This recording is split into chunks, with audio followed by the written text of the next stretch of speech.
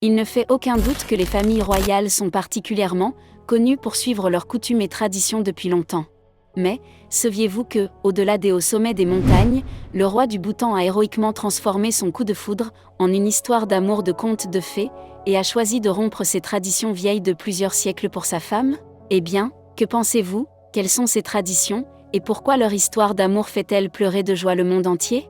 Pour satisfaire votre curiosité, restez jusqu'à la fin de cette vidéo, car nous explorerons comment cette meilleure affaire royale a décidé de mêler les pratiques traditionnelles de leur pays à leurs objectifs modernes.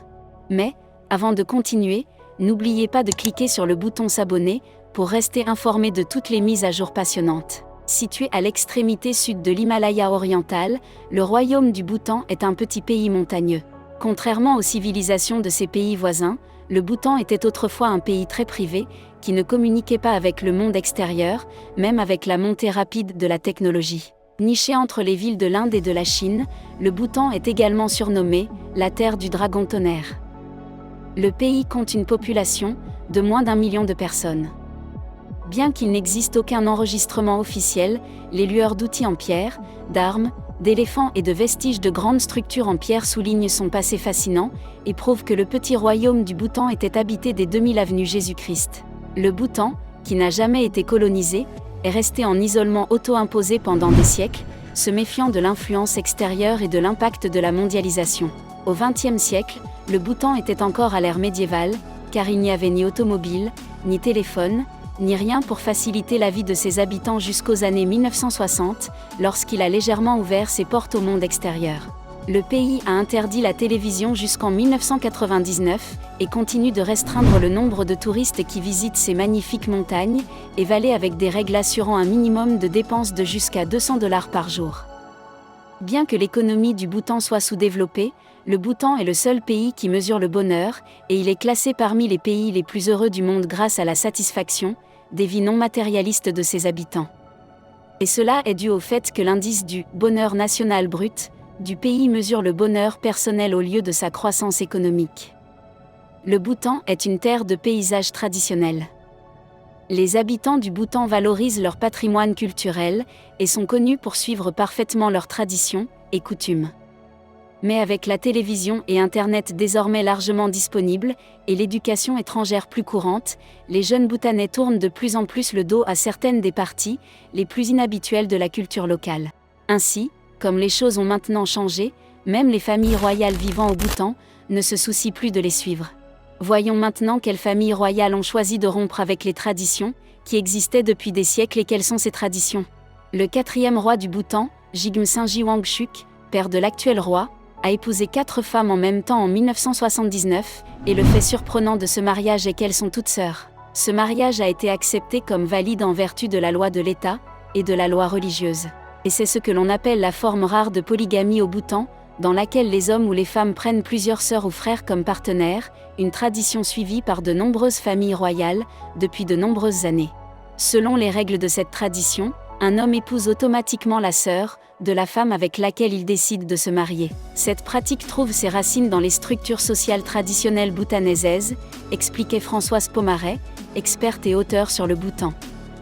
Vivre avec plusieurs sœurs, principalement trouvées au centre ou à l'est, ou avec plusieurs frères, principalement trouvés au nord, leur permettait de garder la propriété dans une même famille, a-t-elle déclaré. 5 fils et 5 filles sont nés du roi Jigme Singye, et de ses 4 épouses, soit un total de 10 enfants. Mais l'un de ses fils, Jigme Khesar, s'opposait à cette coutume et approuvait ses paroles en épousant l'unique amour de sa vie, Jetsin Pema, rompant ainsi avec la tradition séculaire du pays.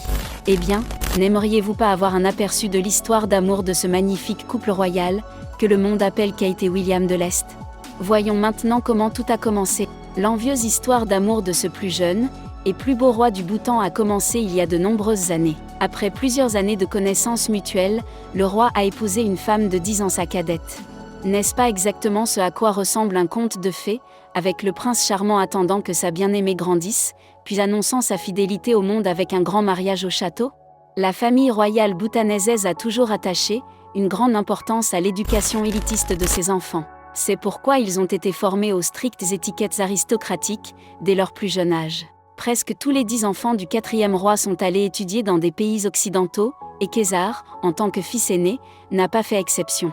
Khésar, qui avait de grands espoirs de la part de son père, a étudié à l'université de Boston aux États-Unis et à l'université d'Oxford au Royaume-Uni, et a terminé ses études avec d'excellents résultats. Baigné dans l'atmosphère libérale de l'Occident pendant longtemps, le jeune prince a également développé une nature libre d'esprit et aspirait à une vie indépendante. C'est pourquoi il méprisait les nombreuses habitudes ennuyeuses et lourdes de la famille royale et des nobles. En 2004, le roi Senji Wangchuk, le 4e roi du royaume du Bhoutan, a annoncé la déclaration de succession à l'avance, et 2 ans plus tard, en 2006, à travers une grandiose cérémonie de couronnement, la couronne royale a été personnellement posée sur la tête de Khésar. À ce moment-là, le jeune et prometteur Khésar est devenu non seulement le plus jeune roi de l'histoire du Bhoutan, mais il a également été couronné comme le roi le plus beau du monde grâce à son apparence exceptionnelle et séduisante. Après avoir accédé au trône, Khésar n'était pas pressé d'établir une reine, peut-être insistait-il sur l'importance de sa famille et de son pays, ou peut-être attendait-il que la jeune fille qu'il avait vue adolescent grandisse. L'histoire de 10 000 ans en un clin d'œil de Khésar et de la reine Jetsun-Pema a commencé il y a de nombreuses années. À cette époque, Khésar n'était pas encore le roi du Bhoutan, et le jeune prince, alors âgé de 17 ans, était allé à un banquet avec son père. Pema, une fillette de 7 ans, était également invitée à assister au banquet. Khésar, habitué à voir des femmes aristocratiques dignes durant la journée, a été ébloui par l'apparence innocente de Pema. Peut-être que Pema ne savait pas ce qu'était l'affection, mais son intelligence et sa beauté, ainsi que cette innocence précieuse, ont véritablement conquis le cœur du jeune prince. Khésar prit délicatement la rose dans la main de Pema, s'inclina pour regarder la jeune fille ignorante, et lui demanda si elle voulait l'épouser.